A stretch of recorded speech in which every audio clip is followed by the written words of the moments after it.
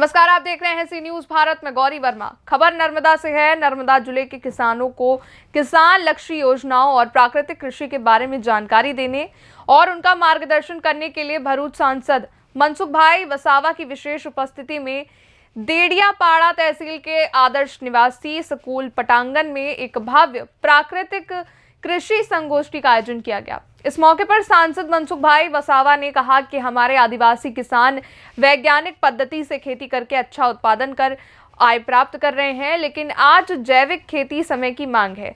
प्रधानमंत्री नरेंद्र भाई मोदी और राज्यपाल आचार्य देवव्रत जी ने प्राकृतिक खेती को बढ़ावा दिया है। जैविक खेती से मिट्टी की उर्वरता बनी रहती है।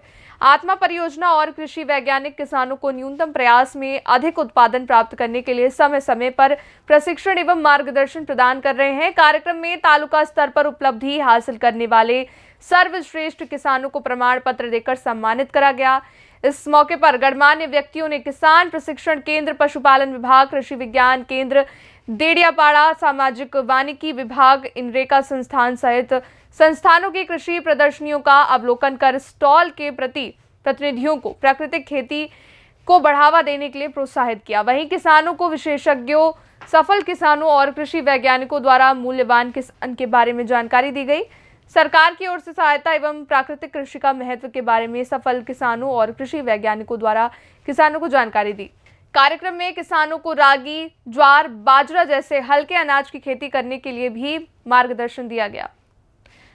आज डेडियापाड़ा तालुका सागबारा तालुकाना जागृत खेडूतों आज कार्यक्रम है। आजनो कार्यक्रम नर्मदा जिल्ला खेतीवाड़ी खाता आयोजित प्राकृतिक खेती परिसंवादनो कार्यक्रम है। आ सुंदर प्रकारनो कार्यक्रम है। आदिवासी विस्ताરના ખેડૂતો વૈજ્ઞાનિક પદ્ધતિથી, આધુનિક પદ્ધતિથી ખેતી કરતા થયા છે અને સારામાં સારું ઉત્પાદન મેળવી રહ્યા છે, પરંતુ સાથે સાથે બેફામ રાસાયણિક દવાઓ, રાસાયણિક ખાતરોનો ઉપયોગ થવાના કારણે જમીનની ફળદ્રુપતા દિવસે દિવસે બગડતી જાય છે। તો એને રોકવા માટે અને ઓછા પ્રમાણમાં રાસાયણિક દવાઓ, ખાતરોનો ઉપયોગ કરે અને પ્રાકૃતિક ખેતી તરફ એ આગળ વધે અને પ્રાકૃતિક ખેતી માટે આપણા ગુજરાતના રાજ્યપાલ સાહેબ એમાં ખૂબ રસ લે છે। પોતે પણ ખેડૂત છે અને પ્રાકૃતિક ખેતી પણ કરે છે। તો એ પ્રાકૃતિક ખેતીને સરકાર ખૂબ પ્રોત્સાહિત કરે છે।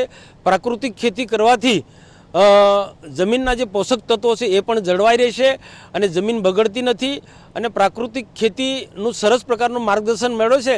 તો સારામાં સારું રીતના રાસાયણિક ખાતરો અને દવાનું જે રીતના ઉત્પાદન મેળવે છે એ જ રીતના પ્રાકૃતિક ખેતી સાથે જોડાયેલા જે દવાઓ જે છે એનો ઉપયોગ કરે, રાસાયણિક ખાતરના બદલે દેશી ખાતરનો વપરાશ કરીએ તો સારામાં સારું ઉત્પાદન પણ મેળવી શકાય છે। તો આજે ખરેખર જે જાગૃત ખેડૂતો જે છે એ ખેડૂતોને પ્રાકૃતિક ખેતી તરફ વાળવા માટે સુંદર પ્રકારનું આયોજન કર્યું છે।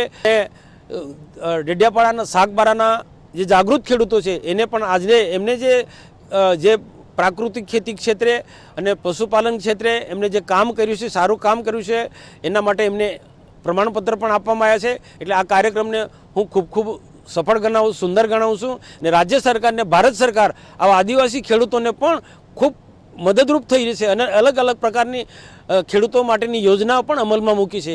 આદિવાસી ખેડૂત પશુપાલનના ક્ષેત્રે પણ ખૂબ આગળ વધે એના માટે ડેરી ઉદ્યોગ ક્ષેત્રે પણ સરકાર ખૂબ મદદરૂપ થઈ રહી છે। તો આજે ખરેખર આજના કાર્યક્રમને ખૂબ સફળ ગણાવું છું।